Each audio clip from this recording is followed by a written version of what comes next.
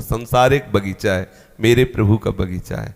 इस बगीचे में यदि आपको कोई सेवा है, माता पिता की सेवा, परिवार की सेवा, उसे प्रभु की मान करके की, कोई बंधन नहीं। समझना, ये जो हम बहुत परेशान हैं, भगवत प्राप्ति अति कठिन है, ऐसा वैराग्य वैसा वैराग्य, केवल परिवर्तन करना है सोच का, सोच का केवल परिवर्तन है। हमें जितना लाभ इस माला चलाने से होगा ना, उतना ही लाभ उस किसान को होगा जो हर कदम पे राम राम बोलता है, कृष्ण कृष्ण बोलता है, हरि हरि बोलता है और किसानी कर। हमारा माला से ज्यादा उसका जोर होगा। एक वाराणसी, बैठ जाओ बच्चा, एक वाराणसी में विद्वानों की नगरी है। तो गांव का किसान मेहनत करके अपने बेटे को विद्वान और बड़ा तपस्वी एक योगी बने, इसलिए बचपन से पैसा भेजता रहा, उसको व्याकरण पढ़ाता रहा सब। और बेचारा किसान था पर बहुत भक्त था, प्रतिपल नाम जप करता। अब बहुत वर्षों बाद उसका जब पुत्र आया तो उसने अपने घर में देखा तो देहात का सब, हे भावना हुआ कि मेरे माता पिता क्या, मतलब ऐसा।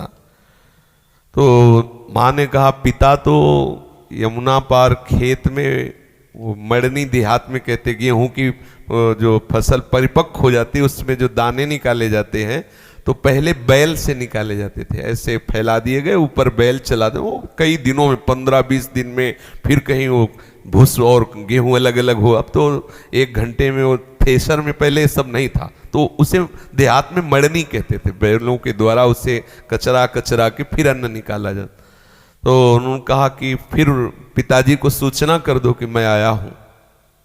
तो उनका बच्चा, सूचना करने के लिए तो हमें दूसरी तरफ से जाना पड़ेगा, और सीधे तो सामने ही है, और उनको तैरना आता, मुझे तो तैरना आता नहीं। तो या तो तुम बोले, नहीं मैं क्यों जाऊं, आप चली जाओ, लेकिन मैं योग सिद्धि जानता हूं। और उन्होंने मंत्र पढ़ करके राख दिया कि आप डालना, आपको मार्ग मिल जाएगा। और ब्रह्मचर्य, तपस्या, व्याकरण सब पढ़ लिख के ऐसा किया। गई तो उन्होंने कहा कि पुत्र आया हो, तो बड़े आनंदित हुए। तो कैसे आई, तो उनको उसने राख पढ़ के दी थी। अब जाऊं कैसे, तो भूस दे दिया, कहा राम राम राम राम, ले इसको डाल देना। तो जब आई तो भूस डाल के आई, तो वैसे ही हुआ। अब जब आई तो लड़के से कहा कि पिताजी आ रहे। पिताजी सब ऐसे रज लगी, सब भूस लगाओ तो करके आ रहे। तो उसने प्रणाम नहीं किया, कहा नमस्कार, ऐसे दूर, मतलब आचार्य है तुम, नमस्कार। तो हंस दिए, उनके लिए तो बच्चा है ला, हंस दिए। तो उनका पिताजी हंसे क्यों, बोले बच्चा हम तो तुमने पढ़ाने लिखाने के लिए भेजा था, लेकिन तुम तो मूर्खता पढ़ के आए हो। विद्या विनयम ददाति, तुम्हारे अंदर विनय नहीं है, इसका मतलब तुमने विद्या का अध्ययन नहीं किया। बोले कैसी बात, किसी भी शास्त्र से कुछ, बोले ये अहंकार है, विद्या नहीं। विद्या का प्रभाव है, वो नम्र और विनयशील हो जाता है। ये शरीर तुम्हारा पिता है और तुम नमस्कार बोल रहे हो, ना तो झुककर मस्तक रखना, ना ये तुम्हें लग रहा है ना कि पिता गंवार है, किसान है, और मैं विद्वान व्याकरण पढ़ा, लेकिन इसी किसानी और इसी गंवारपने से तुमको विद्वान, तुम्हें विद्वान बनाया, तुम्हें वहां भेजा, तुम्हें इतना पता नहीं।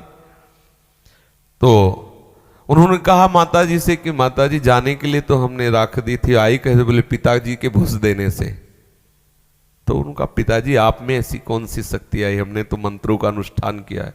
बोले बेटा सच्चाई से भगवान के द्वारा दी हुई किसानी करता हूँ, आए हुए धन से, अन्न से, संतों अतिथियों का सेवन करता हूँ, नाम जप करता हूँ, मुझे उसके प्रताप से सब पता है कि तू क्या सोच रहा है, क्या करके आ रहा है, सारी सिद्धियां उसको प्राप्त हो, किसान है। श्री रैदास जी महाराज माला लेके कभी नहीं बैठते थे, वो अपने कार्य में रहते थे। उनके चरित्र को पढ़ लो, बड़े बड़े सिद्धों के भी दिमाग ठंडे कर दिए अपनी सेवा पद्धति से, अपनी सेवा। तो जिसको जो सेवा है, वो एक गृहस्थी की अपनी सेवा करता हुआ भजन करे। सच्ची मानना, भगवत प्राप्ति कोई दुर्लभ बात नहीं है, प्रभु हमारे हैं, वो मिलने के लिए तैयार हैं। बस आपको 2 बात समझनी, पहली बात मैं प्रभु का हूं, और दूसरी बात जो भी कर रहा हूं प्रभु के लिए कर रहा हूं। इतने से आपको भगवत प्राप्ति हो जाएगी। जो आप कर रहे हो, जहां हो, जैसे हो, हम मुझसे नहीं कह रहे, इतने से ही हो जाएगी। पर इतनी बात आने के लिए सत्संग की आवश्यकता है, साधु समागम की आवश्यकता है, तब आपका अंदर जो भाव है दृढ़। भगवत प्राप्ति कोई कठिन नहीं, पहले दिमाग से हटा दो कि भगवत प्राप्ति बहुत कठिन है। कठिन वो होती है जो हमारा ना हो। प्रभु हमारे हैं, प्रभु हमारे, मेरे हैं, मेरे और प्रभु के बीच में बिल्कुल अंतराय नहीं। सच्ची मानिए, जैसे तुम्हारा बेटा, तुम, क्या अंतराय है? तुम्हारा रक्त, तुम्हारा शरीर का जो अपनापन पूरा, वो सब इसके ऊपर आ गया है। ऐसे प्रभु हमें प्यार करते हैं। हमारे अंदर भागवतिक शक्ति, क्योंकि हम प्रभु के अंश हैं, प्रभु के बच्चे हैं। अगर हम प्रभु से मिलना चाहे तो हमारे लिए कोई दुर्लभ नहीं। बस ये मिलन की चाह संत सदगुरुदेव की कृपा से बुद्धि शुद्ध होकर के इस बात में आ जाती है, जो भी कर रहे हैं प्रभु के लिए कर रहे हैं, मेरा प्रभु के सिवा कोई नहीं, बस इसी से भगवत प्राप्ति हो जाती है।